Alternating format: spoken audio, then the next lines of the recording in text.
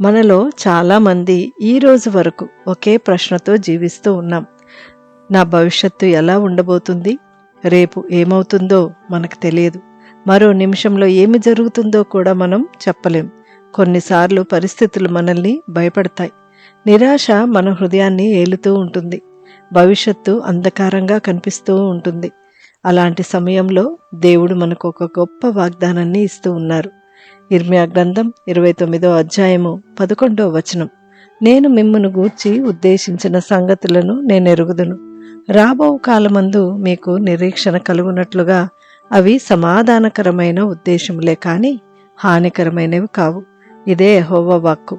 ఈ వాక్యాన్ని దేవుడు బబులోన్లో చెరలో ఉన్న ఇశ్రాయేళ్లకిచ్చారు. వారు నిరాశలో, భయంతో, భవిష్యత్తు అంధకారంగా కనిపించిన సమయంలో దేవుడు వారికి ఈ గొప్ప వాగ్దానం ఇచ్చారు. మనమందరం నూతన సంవత్సరంలోనికి ప్రవేశించి 3 నెలలు గడిచిపోతూ ఉన్నాయి. అయితే మన భవిష్యత్తు మనకు తెలియదు. మరో నిమిషం మనకు ఏమి జరగనై ఉందో మనం ఎరిగిన వారం కాము. కానీ దేవునికి మన పట్ల ఒక ప్రత్యేకమైన ప్రణాళిక ఉంది. భవిష్యత్తులో మనకు ఏమి జరుగుతుందో తెలియకపోయినా దేవుని దృష్టిలో మన జీవితానికి పూర్తి బ్లూ ప్రింట్ ఉంది. ఎందుకంటే మన పట్ల ఆయనకున్న ఆలోచనలు శాశ్వతంగా మంచివే. కొన్నిసార్లు మనకు బాధ, కష్టాలు ఎదురైనా దేవుడు చెడును కాదు, మంచిని మాత్రమే ఉద్దేశించి పని చేస్తారు. మనకు ఉజ్వల భవిష్యత్తును, నిరీక్షణను ఇవ్వడానికి దేవుని ప్రణాళిక పనిచేస్తుంది. మనం ఎప్పుడు ప్రస్తుతాన్ని చూస్తాం, కానీ దేవుడు భవిష్యత్తును చూస్తారు.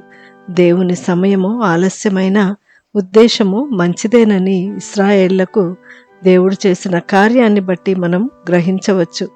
ఇశ్రాయేలు ప్రజలు వెంటనే విముక్తి కావాలని కోరుకున్నారు, కానీ దేవుడు వారికి తన సమయంలో మంచి భవిష్యత్తును సిద్ధం చేశారని గుర్తు చేసుకుందాం.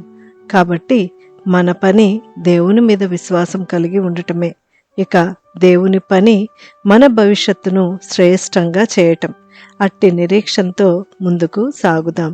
ఆమెన్.